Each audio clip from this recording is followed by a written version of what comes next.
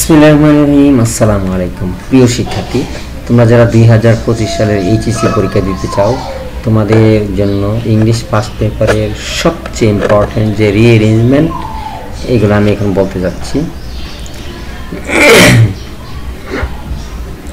সবচেয়ে ইম্পর্টেন্ট যে রিঅ্যারেঞ্জমেন্টগুলো রয়েছে, প্রথমটি হচ্ছে কাজী নজরুল ইসলাম সম্পর্কে।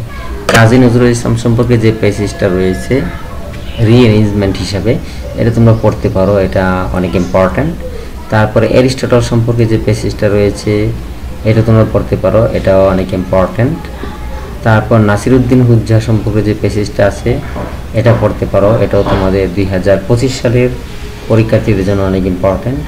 A gold necklace was lost যে প্যাসেজটা আছে রিঅ্যারেঞ্জমেন্ট হিসাবে, এটাও তোমরা পড়তে পারো। আইনস্টাইন সম্পর্কে যে প্যাসেজ আছে রিঅ্যারেঞ্জমেন্টের জন্য, এটাও পড়তে পারো। কে ফজলুল হক সম্পর্কে যে প্যাসেজ আছে, এটাও তোমরা পড়তে পারো, এটাও অনেক ইম্পর্ট্যান্ট।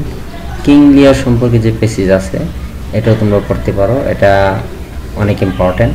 কিং সলোমন সম্পর্কে যে প্যাসেজটা আছে, এটা অনেক ইম্পর্ট্যান্ট, রিঅ্যারেঞ্জমেন্ট হিসেবে আসতে পারে। হারকিউলিস সম্পর্কে যে প্যাসেজ আছে, সেটাও রিঅ্যারেঞ্জমেন্ট হিসেবে তোমাদের পরীক্ষায় আসতে পারে, অনেক সম্ভাবনা বেশি।